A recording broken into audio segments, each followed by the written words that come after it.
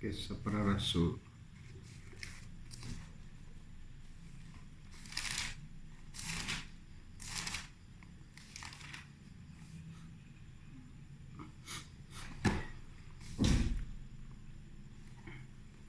Ya, salam persahabat pelayanan. Kita berjumpa lagi di siri yang kedua, ya, yang bertemakan adakah kita lebih takut dengan sihir atau terlebih takut dengan Tuhan. Di Kisah para Rasul 13 ayat 9 sampai 12. Nah, ini adalah siri yang terakhir, ya. Part 2 adalah siri yang terakhir. Ya. Jadi yang pertama-tama sekali, ya, saya mengucap syukur dan terima kasih kepada Tuhan di atas kebaikan Tuhan. Sekali lagi, ya, menyertai hamba ini, ya, untuk menyampaikan firman Tuhan di atas dorongan Tuhan, tuntunan Tuhan. Ya, Tuhan sangat baik. Dan Tuhan sentiasa memberi ruang dan waktu, peluang untuk hamba ini menyampaikan firman Tuhan khusus kepada para sahabat pelayanan yang ada di luar sana. Jadi pada hari ini bersamaan hari Ahad, ya, saya ucapkan, ya, selamat beribadah kepada mereka yang beribadah, yang bercuti, yang bekerja, ya, dan selamat menjalani PKP, ya, perintah kawalan pergerakan, ya, khususnya bukan saja di Johor ini, kepada negeri-negeri yang terlibat. Dan ya, saya difahamkan PKP telah dilanjutkan khususnya di Johor ini sehingga 4 hari bulan 2 ini. Ya, namun kita tetap bersyukur karena Tuhan masih memberi pekerjaan kepada kita, ya, masih menjaga, memimpin kita, melindungi kita daripada segala jenis wabak penyakit, dan ya, Tuhan sangat baik dalam kehidupan kita. Jadi ya, saya ingin menyampaikan firman Tuhan, ya, kepada Anda semua, dan saya percaya, ya, semuanya berada dalam keadaan baik. Ya, salam kepada kawan-kawan di luar sana. Ya, Tuhan juga memberkati Anda semua. Jadi yang sedang mengikuti saya pada saat ini, mari kita melihat di Kisah para Rasul 13 ya 9 sampai 12. Ya. Tetapi Saulus juga disebut Paulus yang penuh dengan Roh Kudus menatap dia dan berkata, "Hai anak iblis, engkau penuh dengan rupa-rupa tipu muslihat dan kejahatan. Engkau musuh segala kebenaran. Tidakkah engkau akan berhenti membelokkan jalan Tuhan yang lurus itu? Sekarang lihatlah, tangan Tuhan datang menimpa engkau dan engkau menjadi buta. Beberapa hari lamanya engkau tidak dapat melihat matahari. Dan seketika itu juga orang itu merasa diliputi kabut dan gelap, dan sambil meraba-raba ia harus mencari orang untuk menuntun dia. Melihat apa yang telah terjadi itu, percayalah Gubernur itu, ia takjub oleh ajaran Tuhan." Mari kita berdoa. Tuhan Bapa Surgawi, pada malam hari ini, Tuhan berkati hamba ini, beri kekuatan, akal budi, pengetahuan, beri hikmat,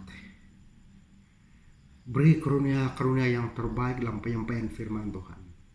Pernyataan-pernyataan, rema-rema yang terbaik, supaya dapat memberkati para sahabat pelayanan yang berada di luar sana. Supaya pelayanan channel YouTube hamba ini dapat memberkati banyak orang. Supaya pelayanan media massa Facebook hamba ini dapat memberkati banyak orang. Tuhan, pakai hamba ini. Biarlah hamba ini dapat berkarya sesuai dengan kehendak, sesuai dengan firman-Mu dan pernyataan-Mu. Supaya kebenaran firman ini dapat disampaikan untuk kemuliaan Engkau, untuk penyelamatan bagi banyak orang di sana, di luar sana. Terima kasih Tuhan. Terpuji, termulia Engkau dalam nama Tuhan Yesus. Amin. Nah, saudara yang kekasih, ya, saya masih berpikir seperti ini. Di dalam kehidupan keseharian kita tidak dapat melepaskan diri kita dengan berbagai-bagai perkara. Perkara yang saya maksudkan ini adalah perkara-perkara yang berkaitan tentang mistik, ya, tentang benda-benda yang bersifat tahyul, tapi pada masa yang sama ia nyata. Bagi orang yang beragama, sifat-sifat tahyul ini sebenarnya adalah sesuatu yang tidak boleh dipercayai. Sebab itulah ia dipanggil tahyul. Tapi pada masa yang sama, tahyul juga merupakan karangan iblis. Dan iblis juga bekerja kepada perkara-perkara yang berkaitan seperti tahyul, syirik, dan sebagainya. Iblis bekerja di situ. Nah, di kalangan umat percaya seperti orang-orang Kristen, kita juga akan menghadapi perkara-perkara yang berkaitan. Dan tak mungkin kita dapat mengelak diri, walaupun kita berusaha mengelak diri, khususnya para hamba-hamba Tuhan, para pelayan-pelayan Tuhan, para pelaku-pelaku firman Tuhan, yaitu penginjil-penginjil. Dalam kehidupan keseharian kita akan melalui perkara-perkara yang sedemikian rupa. Dan sebab itulah apa yang dikatakan oleh Injil Kisah Para Rasul yang pertama ini. Apa yang berlaku di sini nih kepada kisah Rasul Paulus dan para sahabatnya, itu Barnabas. Nah, jadi mari kita menyusuri, kita mencari pemaknaan di balik firman Tuhan ini. Apakah nasihat atau teguran atau motivasi yang terbaik pada malam ini yang kita dapat daripada firman ini untuk mendorong, mendidik kita supaya kita dapat mendekatkan diri lagi kepada Tuhan, dan kita semakin fokus kepada Tuhan, kita dapat berbicara dengan Tuhan, kita dapat mengenal Tuhan dengan lebih baik, dengan lebih dekat, lebih akrab, dan menemukan pernyataan-pernyataan yang terbaik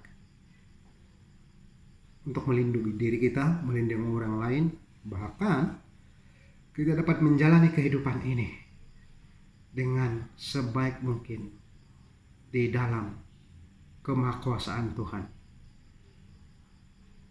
Hanya Tuhan saja yang dapat membantu kita semua ini.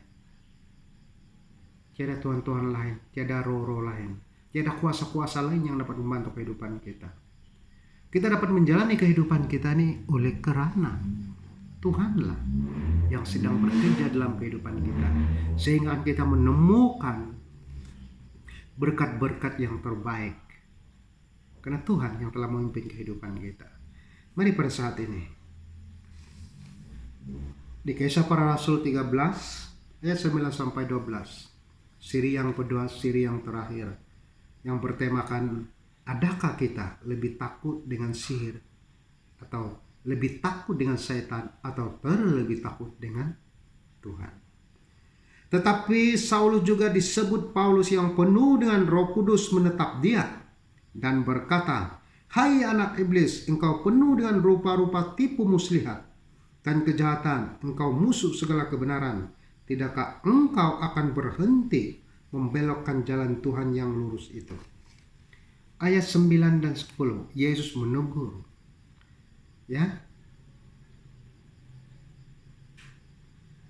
Seorang sahabat daripada gubernur ini.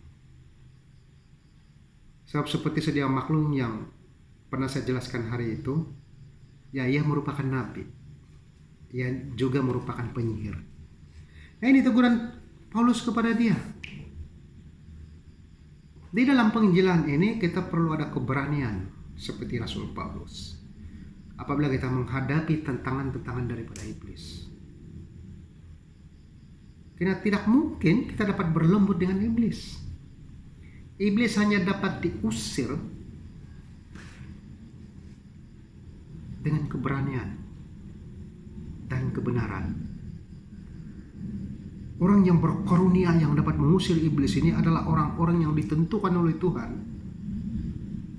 Bagi dia memiliki karunia pengusiran iblis. Tak mungkin kita dapat mengusir seseorang itu yang dikuasai oleh iblis kalau kita tidak menguasai iblis terlebih dahulu. Sebab itu firman Tuhan berbicara,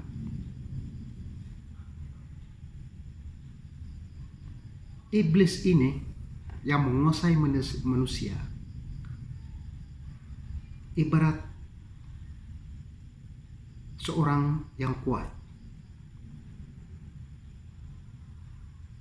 Sama konsepnya dengan seseorang yang memiliki kekuatan daripada Tuhan. Seperti cerita Simpson. Untuk merampas segala sesuatu itu harus mengikat dulu orang kuat itu. Jadi begitu juga dengan iblis. Iblis itu harus diikat dengan kuasa Tuhan. Barulah kita dapat menyelamatkan segala sesuatu yang berada di kawasan dia. Seseorang yang harus diselamatkan itu usir dulu. Ikat dengan nama Tuhan Yesus Kristus. Ikat dengan darah Kristus. Apabila seseorang kerasukan. Sebab itulah tiap kali membuat pengusiran. Ya, ini pengalaman saya nih di dalam pelayanan. Mendoakan orang itu harus terbuka matanya. Dengan suara yang besar, suara yang kedengaran, tegas, berani. Hidup kita memang ada kebenaran kepada setiap orang yang berkarunia. Tapi keberanian itu juga penting. Kalau kita takut-takut di dalam perkara ini, kita tidak dapat melayani Tuhan. Pengusiran penting.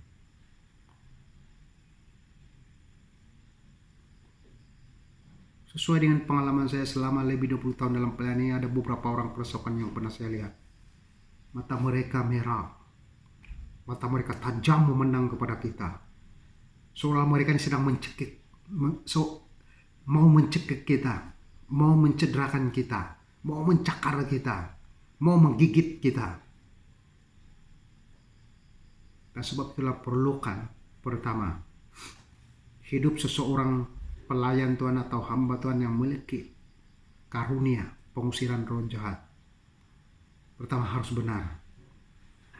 Karena iblis tidak takut.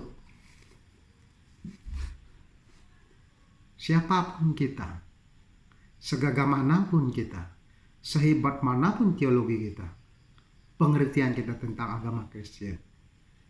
Kalau kita tidak memiliki ketakutan dan ketundukan akan Tuhan, iblis tidak akan takut dengan kita. Bahkan kita akan ditertawakan. Dan sebab itulah Tuhan tidak sembarang memilih orang dan tidak sembarang memberi karunia pengusiran roh jahat ini kepada setiap hambanya atau anak-anaknya. Dan sebab itu setiap orang yang memiliki karunia seperti ini, dia tidak boleh lari. Yang pencobaan, dia tidak boleh lari. Ya, dengan perkara-perkara yang berkaitan, dia mesti jumpa orang yang berkaitan. Mesti dia jumpa orang-orang yang harus dibantu. Karena Tuhan sudah sediakan semua itu. Tuhan yang menuntun perjalanan dia. Tapi kalau dia tidak karunia itu, susah dia bertemu pengalaman-pengalaman seperti itu. Seperti mana yang pernah saya lalui. Nah, sebab itulah, kerasukan-kerasukan ini perlukan orang yang benar-benar sudah dipilih oleh Tuhan. Iya. Karena orang yang sudah dipilih oleh Tuhan, memang karakter dia adalah orang yang melakukan kebenaran. Kelakuan, tindakan, cara pikir dia dan hidup dia adalah orang yang melakukan kebenaran. Sebab itulah dia boleh mengusir setan. Kalau dia tak boleh mengusir setan, ya bukan berarti dia tidak melakukan kebenaran. Ya ada orang yang melakukan kebenaran dalam pelayanan dia, tapi dia tidak karunia untuk mengusir setan. Jadi para hamba Tuhan yang ada pengalaman pelayanan seperti ini, lakukan dengan tegas. Lakukan dengan berani. Sebab itulah Anda dipanggil untuk melakukan pelayanan ini. Nah, sebablah contoh terbaik daripada Rasul Paulus ini, di ayat 9 ini. Dengan tegas Rasul Paulus di sini menyebut. Kenapa? Yang pertama-tama, dia sedang diurapi oleh Roh Kudus. Mari kita lihat ayat 9 ini. Tetapi Saulus juga disebut Paulus yang penuh dengan Roh Kudus menatap dia. Jadi menatap dia itu berarti kan apabila seseorang kerasukan melihat kita, memandang kita. kita juga harus memandang dia, memandang mata dia. Ya. Dan saya percaya apabila kita memandang mata dia, iblis itu akan gentar. Karena dia melihat Yesus yang ada pada pandangan kita. Dia melihat kuasa Roh Kudus itu ada pada pandangan. Sama lah yang dilakukan oleh Tuhan Yesus. Semasa Yesus mengusir seseorang yang telah dirasuk oleh setan legion itu. Yesus memandang mata dia. Ya, karena ada tafsiran mengatakan bahwa iblis itu keluar daripada mata seseorang itu. Ya, bukan daripada hidung atau daripada mulut atau daripada kepala atau dari telinga atau daripada pusat seperti gambaran-gambaran dari agama lain, tidak. Ya. Sebab orang yang kerasukan itu sebenarnya pun daripada mata. Dia pandang mata orang ini, dia pandang. Karena dia tidak paham. Apabila dia memandang mata seorang yang kerasukannya itu, nah dari situlah roh itu keluar daripada mata dan masuk di dalam mata seorang itu, dan dia bekerja dalam otak dan dalam hati orang itu. Dan akhirnya dia mengawal seluruh tubuh manusia itu. Nah sebab itulah semasa ada orang kerasukan tak boleh dipandang mata dia itu. Yang dapat memandang mata orang yang kerasukan itu hanya orang yang berkarunia seperti hamba Tuhan. Karena dia paham. Sebab itulah masa berdoa jangan menutup mata begini. Saya ada pengalaman ini. Ya, ada seorang hamba Tuhan, dia berdoa kepada orang kerasukan, dia tutup mata dia. Tiba-tiba setan yang ada di dalam orang itu yang sedang didoakan, dia tampar ini hamba Tuhan. Wah, jatuh ini hamba Tuhan. Atau dia cakar ini hamba Tuhan. Kenapa hamba Tuhan ini tak boleh bersedia? Karena sedang tutup mata berdoa. Saya kena hati-hati. Ya, jangan suka-suka. Kena paham keseluruhannya tentang pengusiran ini. Kalau tidak, kan kita akan mengalami akibat yang buruk seperti itu. Dan sebab itulah setiap kali saya mengusir setan, ya, yang merasuk kepada seseorang itu, saya tidak akan tutup mata saya. Dua perkara yang saya harus lakukan. Saya akan pegang kepala orang itu. Nah, saya akan pegang tangan dia. Tangan kanan dia. Ya. Saya akan pegang kepala dia dan saya akan pegang tangan kanan dia. Ataupun saya pegang tangan kiri, saya akan pegang kepala dia. Saya gunakan tangan kiri. Begitu cara dia. Ya. Kalau iblis itu bermanifestasi, dia menggunakan kekerasan, pergerakan yang agresif. Ya, itu salah satu daripada teknik dan cara dia. Sebab tidak kuat lagi itu kalau salah satu daripada tangannya ditangkap dan kepalanya ditangkap. Dan tatap mata dia. Berdoa kepada dia. Itu salah satu. Dan saya percaya ini juga dilakukan oleh Rasul Paulus dan para sahabatnya. Semasa mengusir setan yang ada dalam seseorang itu, kawan kepada gubernur itu. Nah, sebab itulah kalau kita melihat ya yang 9 ini, Paulus dipenuhi dengan Roh Kudus. Pertama harus dipenuhi dengan Roh Kudus dulu. Jangan coba-coba menatap mata orang kalau belum dipenuhi oleh Roh Kudus. Dipenuhi oleh Roh Kudus, diberi keberanian, merasakan kuasa Tuhan itu di dalam diri. Barulah kita dapat melakukan pengusiran. Dan apa yang berlaku? Harus menatap dia.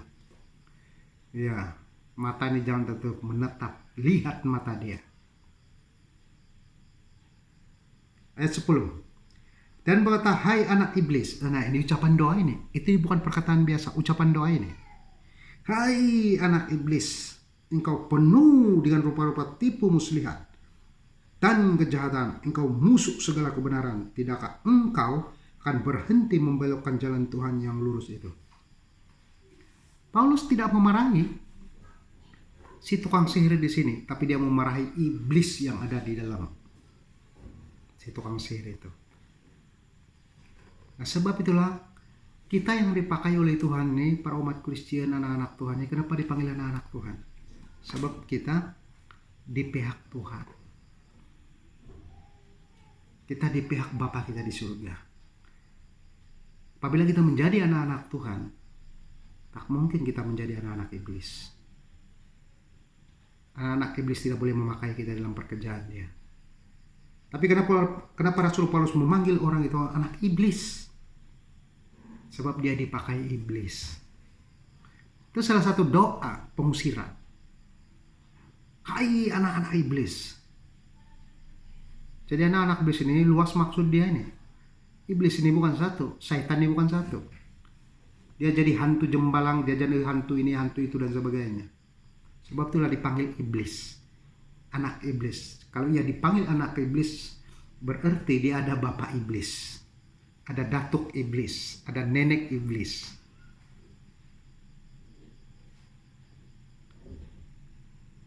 Nah, mereka ini menjadi anak-anak iblis, pengikut iblis. Kenapa jadi pengikut iblis? Sebab mereka mengamalkan sihir. Mengamalkan sihir, dorang mengamalkan ilmu hitam. Ya, dorang mengamalkan mentara-mentara, jimat. Ya, ini dilakukan oleh kepercayaan lama. Kalau zaman purbakala, zaman dulu-dulu ini merupakan agama, kepercayaan yang diwarisi sehingga ke hari ini. Tapi apabila kita menjadi Kristen, kita sudah mengenal siapa Tuhan yang sebenar. Nah, sebab itulah kalau kita melihat perjalanan kehidupan Rasul Paulus ini, dia mengenal Tuhan yang sebenar. Apabila dia berjumpa Yesus, dia sudah sadar. Rupanya selama ini dia jadi anak iblis. Ya, agama Taurat itu memang daripada Tuhan, tapi dipakai oleh iblis. Dan itulah sebab Taurat itu ada kecacatan di situ. Karena ini merupakan satu hukuman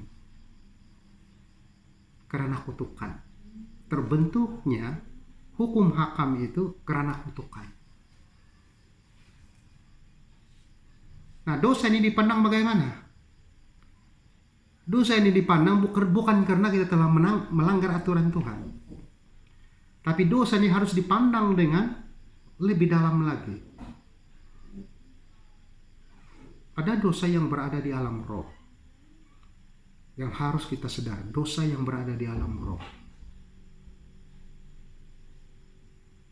Nah, setiap anak-anak Tuhan yang percaya kepada Tuhan, pentingnya pembebasan. Ya, dosa-dosa yang dalam kehidupan kita. Bukan saja dosa yang kelihatan, dosa yang tidak kelihatan. Sebab itulah perlu ada hubungan dengan Tuhan. Perlu ada pembebasan. Sebaik mungkin. Supaya dosa yang mengikuti di dalam kehidupan kita, yang mungkin diwarisi oleh daripada nenek moyang kita, itu harus diputuskan. Kalau tidak, kadang-kadang itu dijadikan alasan oleh iblis untuk mengikuti kehidupan kita, memakai kehidupan kita. Itu akan jadi masalah. Dan sebab itu apa yang dikatakan oleh firman Tuhan di sini ini, hai anak iblis, kata Rasul Paulus. Kenapa dia panggil anak iblis? Ya, bukan karena iblis itu pernah beranak, tapi ini adalah gelar kepada orang-orang yang telah mengikuti iblis. Dan apabila belajar jampi mentera, jimat, ilmu hitam, ya, nah apa saja ilmu-ilmu yang datang daripada iblis, mereka ini dipanggil anak iblis. Kenapa ikut iblis? Nah, inilah doa Rasul Paulus untuk mengusir iblis itu. Yang pertama, ucapan Rasul Paulus, engkau penuh dengan rupa-rupa tipu muslihat. Nah, kenapa Paulus berkata seperti ini? Karena Roh Kudus yang dalam dirinya menyatakan kebenaran apa yang sedang berlaku kepada orang itu. Yang pertama, kenapa orang itu pandai menipu? Karena iblislah yang membuatkan dia pandai menipu. Ya, kalau menipu itu perkara biasa. Itu perkataan yang masih ringan kita orang menipu. Tapi kalau tipu muslihat, ada sembungan muslihat di ujungnya, ini bahaya. Itu licik itu. ada muslihat. Sebab itulah orang ini dipanggil. Bukan saja seorang tukang sihir, juga seorang nabi palsu. Ya, dia boleh menyembuhkan orang, dia boleh buat begini, begitu, dan sebagainya. Itu kenabian dia. Tapi nabi kepada iblis, bukan nabi kepada Tuhan. Dan dia memiliki kuasa sihir. Lalu dia pengamal sihir, ilmu hitam. Jadi bayangkan itu, berapa tinggi ilmu dia itu. Kalau jadi nabi palsu, digelar nabi palsu, memiliki ilmu lagi, ilmu sihir. Nah, ini salah satu daripada cara pengusiran orang percaya. Harus tegas, nyatakan kesalahan. Hai anak iblis yang penuh dengan rupa-rupa tipu muslihat dan kejahatan. Nah, rupa-rupa tipu muslihat. Nah, kita kena paham ini. Kenapa Paulus berkata seperti itu? Rupa-rupa tipu muslihat ini. Jadi rupa-rupa tipu muslihat ini kelihatan baik di luar, tapi di dalam penuh dengan kejahatan. Itulah iblis. Iblis ini manis perkataan dia, cara dia bercakap dengan orang, lembut, kelihatan baik dan sebagainya. Tetapi di dalam hati dia, rancangan dia di masa akan datang menghancurkan kehidupan manusia. Sebab itulah orang percaya berhati-hati. Jangan pernah tergoda dengan ilmu-ilmu sihir, dengan pujuk rayu iblis, dengan apa saja teknik-teknik daripada iblis itu. Nah, sebab itulah teguran Rasul Paulus ayat 10 ini, engkau penuh dengan rupa-rupa tipu muslihat dan kejahatan. Nah, ini harus disebut di dalam doa.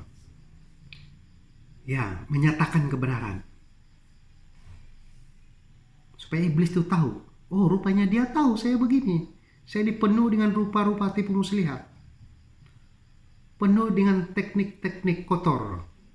Dan teknik-teknik kotor dan cara-cara kotor. Penuh dengan tipu muslihat. Nah, semua itu adalah kejahatan. Dan mungkin kita berpikiran iblis itu akan merasa malu. Tidak. Iblis tak pernah merasa malu. Iblis ini memang tidak maruah. Dalam arti kata lainnya, dia ini hanya pintar menipu saja. Tapi dia ini ya benar-benar hidup yang tidak ada adab, tidak kenal aturan. Kan namanya iblis. Jadi macam mana dia boleh berpikiran dia merasa malu dan sebagainya. Ya. Tetapi iblis hanya tahu takut. Dia tak tahu malu, tapi dia tahu takut. Takut dengan siapa? Kepada Paulus? Tidak. Dia takut kepada Yesus. Dia takut kepada kuasa Roh Kudus, Roh Tuhan yang ada di dalam Paulus. Itu yang membuat dia takut. So, apabila kita bercakap seperti ini, apa yang dinyatakan oleh Rasul Paulus ini, itu adalah kebenaran. Itu adalah bahasa yang datang daripada surga. Bahasa yang datang daripada kuasa Tuhan itu untuk mengusir kejahatan.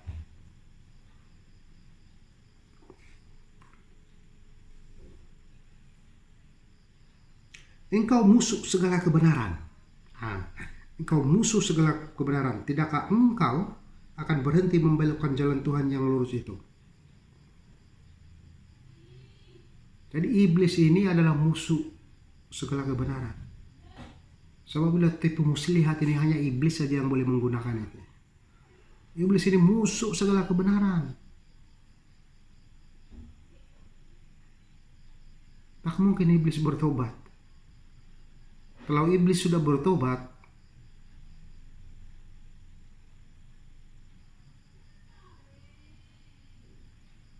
tak perlu manusia pertama itu Adam dan Hawa perlu berdosa. Tak perlu berdosa kalau iblis itu sudah bertobat.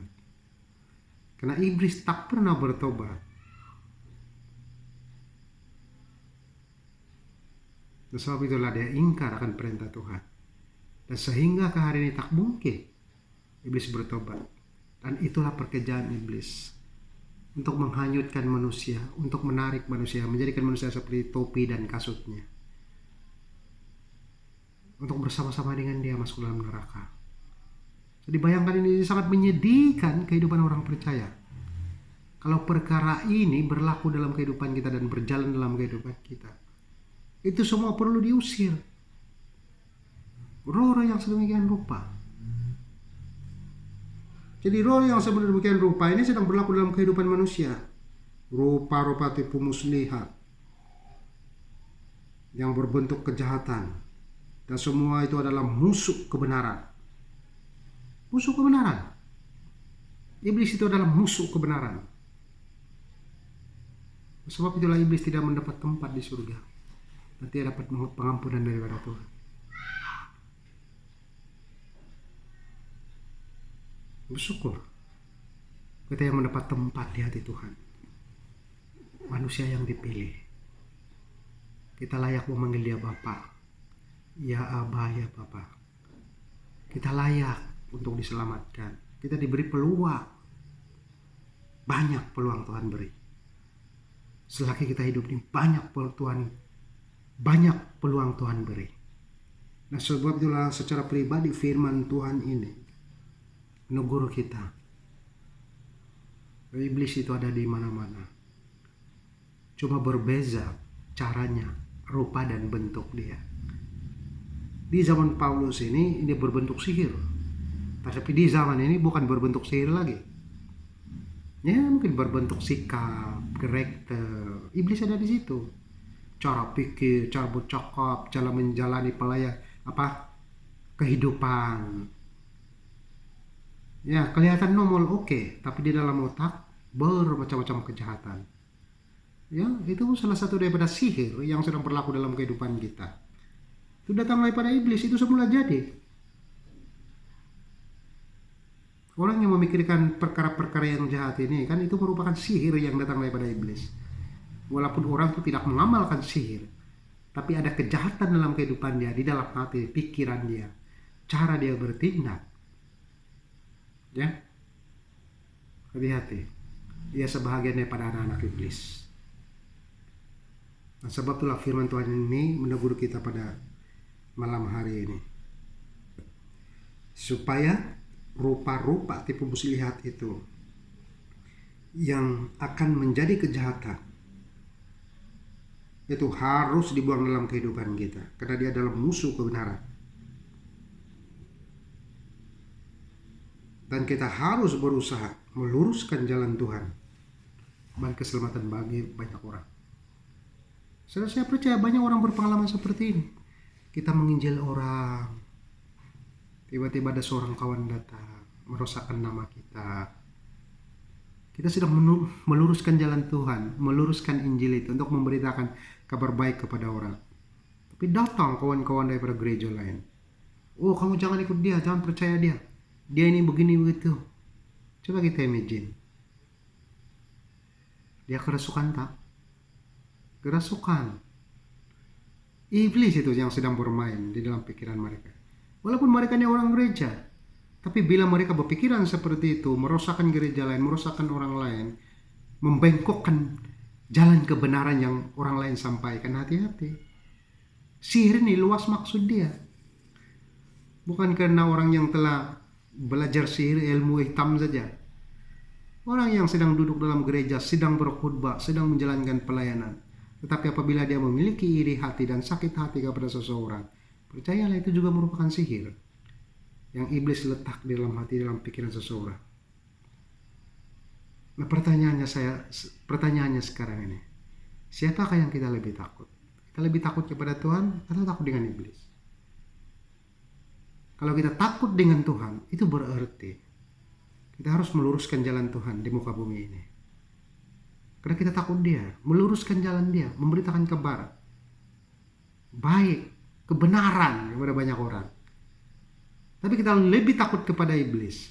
Nah, kita sedang disihir. Dan orang yang disihir ini sedang menyihir orang lain. Bagaimana menyihir? Membengkokkan jalan. Orang ini cakap betul, tapi kita yang iri hati dengan dia, kita membengkokkan jalan tuh. Berhati-hati. dengan cara pikir, cara cakap seperti ini. Karena semua itu merupakan sihir yang datang daripada iblis, yang akan menjatuhkan hidup kita sendiri. Apa yang kita tabur, kata firman Tuhan, itu yang kita tuai.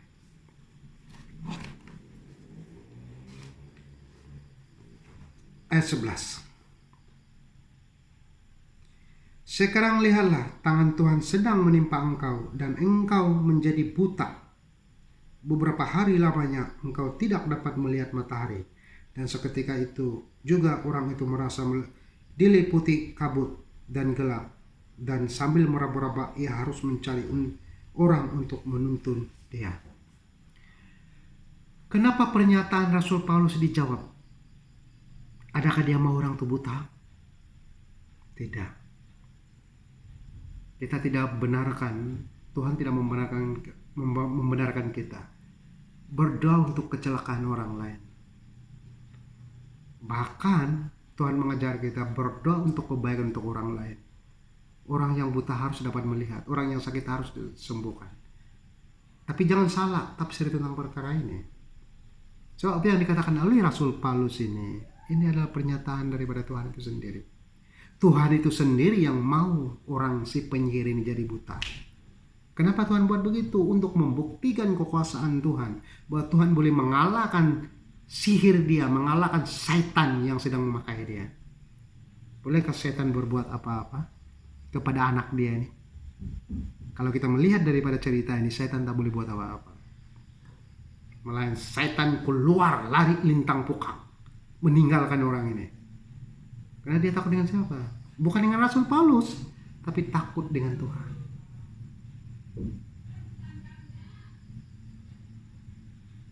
Mari kita kembali semasa Yesus mengusir si Legion.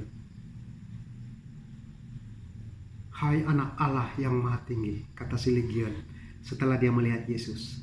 Dia kenal Yesus, dia tahu anak Allah yang maha tinggi. Adakah engkau menyiksa kami sebelum waktunya, dia cakap. Tengok berapa takutnya dia ini. Ya, itu membuktikan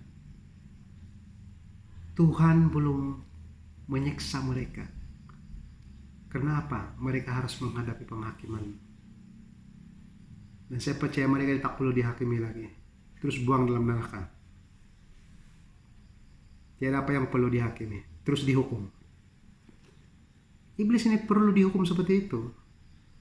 Ya, dan saya percaya kan sebelum iblis dibuang dalam dunia ini kan dia sudah dihakimi. Saya percaya seperti itu. Yang dihakimi ini ialah manusia yang jadi pengikut-pengikut iblis. Mereka dihakimi dengan seadil mungkin.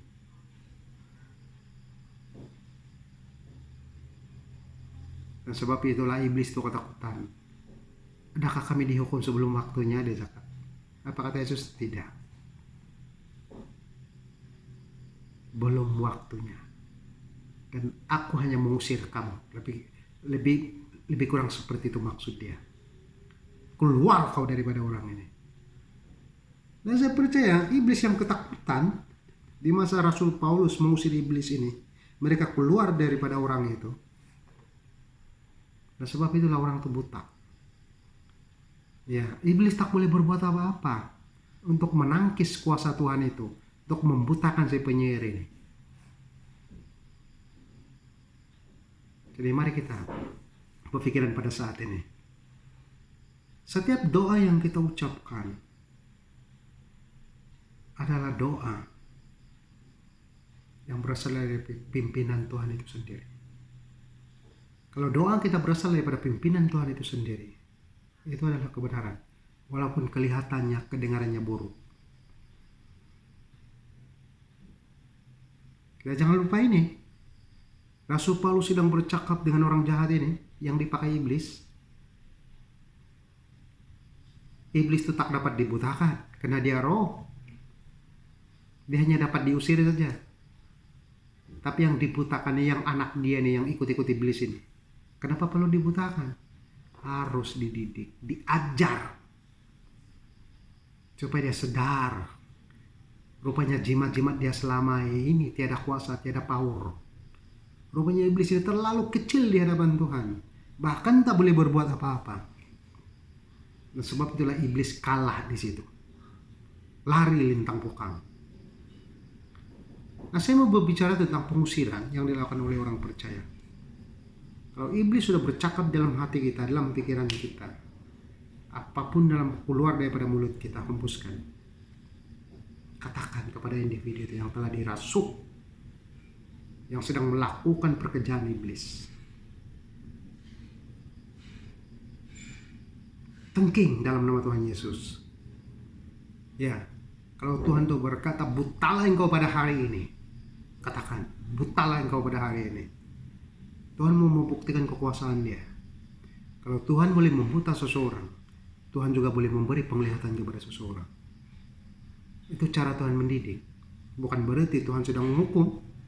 Tuhan sedang mendidik, mengejar orang itu.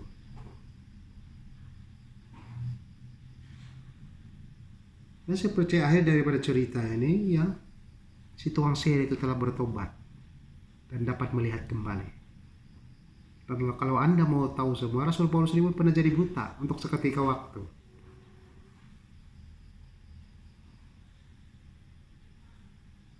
Untuk seketika waktu. Kenapa Tuhan membutakan dia? Supaya dia mengenal kebenaran. Rasul Paulus juga pernah dirasuk oleh pikiran iblis, kejahatan-kejahatan iblis. Dia membunuh orang Kristen, menganiaya orang Kristen sebelum dia bertobat. Ya. Jadi itu salah satu cara Tuhan. Kenapa Tuhan melakukan ini? Membutakan mata ini. Sebab Tuhan mau membunuh segala kejahatan, segala dosa, segala macam perkara yang dilakukan oleh penglihatan kita ini. Sebab seseorang yang melakukan kejahatan itu, so itu saya percaya, iblis itu masuk keluar dekat mata melalui penglihatan kita dulu. Orang yang mau merogol, penglihatan. Nampak perempuan cantik, itu yang akan pergi ke otak dia, pergi ke hati dia, yang akan menghasilkan dosa, menghasilkan nafsu dan sebagainya. Berahi, kata firman Tuhan, seperti guru-guru Taurat.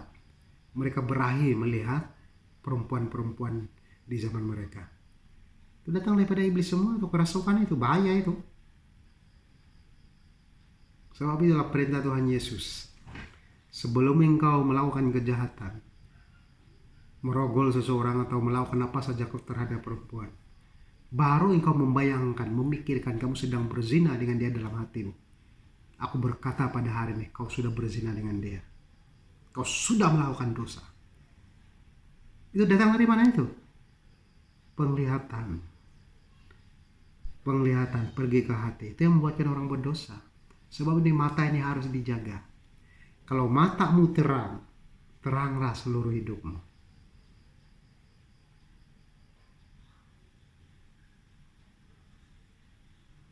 Nah, sebab itulah Tuhan membutakan mata seseorang itu untuk menyadar, memberi pertobatan. Karena membunuh semua, mengusir semua kejahatan yang pernah dilihat, disaksikan. Dan setelah dia dapat melihat kembali, dia menyadari. Pada saat itu setelah bertobat, dia harus melihat perkara yang baik, yang harus berlaku dalam kehidupan dia, yang harus dia kerjakan. Sebab itulah berlaku kepada si tukang sihir ini, kebutaan itu. Dan apa yang berlaku di ayat yang terakhir ini, 12. Melihat apa yang telah terjadi, percayalah benar itu, ia takjub oleh ajaran Tuhan. Tengok, pertobatan juga berlaku kepada penglihatan. Gubernur itu bertobat. Kenapa? Matanya melihat kuasa Tuhan, apa yang dilakukan oleh Tuhan. Ya, terhadap sahabat atau pembantunya si tukang sihir ini. Ya, mungkin pada mulanya sebelum dia berjumpa dengan Rasul Paulus, hamba Tuhan ini, mungkin dia berpikiran si tukang sihir ini yang paling berkuasa di wilayah dia. Si nabi palsu ini yang memiliki wibawa yang tertinggi, seorang yang berhikmat dan berkuasa. Tapi apa yang berlaku? Semua datang daripada Tuhan. Dan setelah Paulus datang dalam kehidupan dia, jatuh si tukang sihir ini. Karena itu bukan datang daripada Tuhan. Daripada penglihatan inilah yang akan membuatkan orang bertobat. Mari pada saat ini kita mau lebih bersaksi di hadapan Tuhan, memperlihatkan hidup kita kepada orang lain. Biar orang melihat kehidupan kita ini adalah kehidupan yang mencerminkan, menggambarkan Yesus di dalam kehidupan kita. Kesaksian ini sangat penting karena Yesus kita mau. Yesus mau kita melakukan kehendak Dia, bersaksi tentang Dia. Yesus mau setiap penglihatan kita ini adalah penglihatan rohani yang melihat perkara-perkara di luar sana untuk dijadikan sebagai kekuatan di dalam penginjilan kita, supaya mata-mata yang berada di luar sana yang melihat kehidupan kita, Yesus ada dalam kehidupan kita, dan mereka melihat kuasa Tuhan itu sedang bekerja dalam kehidupan kita, secara otomatis ya mereka akan diubah. Mereka melihat kesaksian kita, cara kita bercakap, cara kita berpikir, cara kita memandang, cara kita berjalan, dan apapun yang kita lakukan semuanya menggambarkan tentang Yesus, mencerminkan ciri-ciri keteladanan, kemahakuasaan daripada Yesus itu. Yesus ini penuh kuasa, kemuliaan Dia nyata, kemuliaan Dia terang benderang. Ia adalah cahaya dalam kehidupan manusia yang memberikan harapan, kekuatan, kehidupan. Sebab itulah yang mengatakan, akulah jalan, kebenaran, dan hidup, katanya. Jadi pertobatan ini bukan dari pendengaran saja, juga penglihatan. Ya, kadang-kadang tak cukup pendengaran tanpa penglihatan. Sebab itulah kedua-dua ini harus berfungsi, pendengaran dan penglihatan. Barulah kita dapat menangkap segala berkat Tuhan itu, disimpan dalam otak kita, dalam hati kita, dan kita dapat melakukannya dengan sebaik mungkin. Nah, sebab itulah firman Tuhan di sini, gubernur itu dapat percaya. Ya, kenapa? Dia sudah melihat dengan takjubnya pengajaran Tuhan. Ya, dia bukan melihat situasi itu merupakan satu hukuman kepada pembantu dia di tukang sihir ini, tapi dia melihat suatu situasi itu sebagai satu pengajaran daripada Tuhan, satu didikan daripada Tuhan yang membangunkan dia. Itu yang dia lihat, yang membuatkan dia bertobat. Nah, ini harus berlaku dalam kehidupan kita sebagai orang percaya. Saudara yang saya kasih dalam Tuhan. Jadi ini adalah siri yang terakhir dari Kisah Para Rasul 13 ayat 9 sampai 12. Part 2 ini yang bertemakan, adakah kita lebih takut dengan Satan atau terlebih takut dengan Tuhan. Jadi para sahabat pelayanan yang saya hormati dan saya kasih dalam Tuhan, ya terima kasih karena menyertai saya dan Anda semua tetap diberkati oleh Tuhan pada saat ini sampai Maranatha. Jadi selamat malam, dan kita akan berjumpa di minggu yang akan datang dengan tema-tema yang baru.